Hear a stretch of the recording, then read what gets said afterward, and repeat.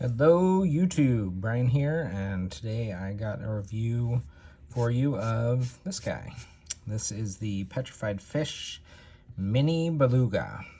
This is one of my newest knives. It has not broken in. I haven't really used it yet, so I can't give you a full-on review of it. But I can tell already just from handling it for a couple days that it is awesome. That this is, if it was priced a little lower, this would be probably my favorite budget knife.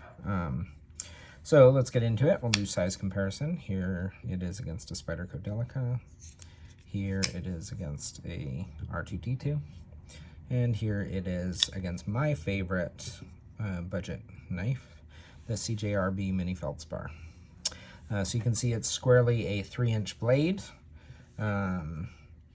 And the ergos on this thing, the grind on this thing, the blade steel is fine. The blade shape is amazing. The action is stiff, but it'll wear in. You can thumb. You can do the finger roll. As of now, it's not really reach around friendly.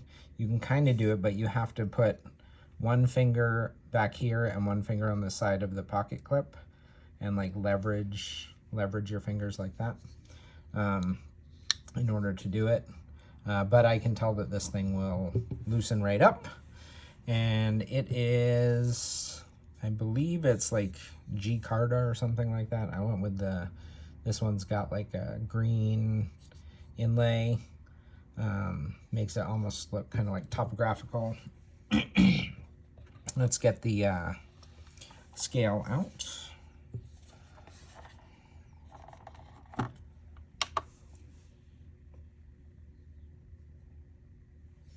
All right, so it is 3.4 ounces, so a little over that 3 ounces per inch or 1 ounce per inch thing that people seem to somehow be attracted to. But that given, as Metal Complex always says, it is a 3.4 ounce object. It is not exactly heavy. Let me look at my list here, where I got things and how much they were. So I got this off of Amazon for 55 bucks. Yeah, it's 14C28N blade steel. It's a perfectly fine steel. I think I only have 1 or 2 other knives in that steel, but it sharpens fine, it holds an edge fine. Like I've said before, and I'll say again, the most overrated thing on a knife is the blade steel. Anything over VG10, I'm happy. Blade centering, I also think, is totally overrated. One of the most underrated things on a knife is lock bar access. You know, if you can't manipulate the thing, if it's not fun to use, then it's not fun. But this thing is just killer. This blade shape, it's a broad drop point with a full flat grind. That is by far my favorite blade shape for most of what I do in EDC. I like this area right in here. You know, it has a tiny bit like the hint of a finger guard, but it's not so bad as like the Delica. You can see how far this distance is from the blade down to the point here, and you can see from the sharpening choil down to here, much better. So still not ideal. I mean, in my perfect world, this would be kind of flat across there.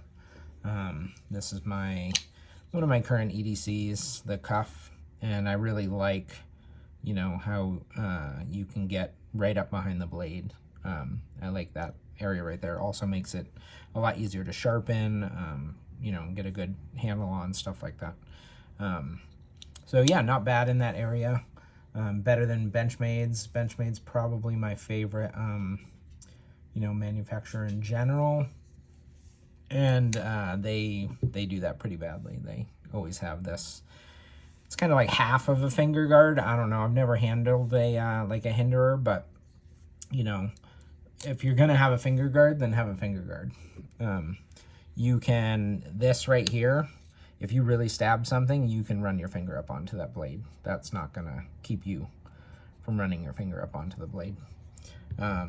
So yeah, this is a good middle ground, so to speak.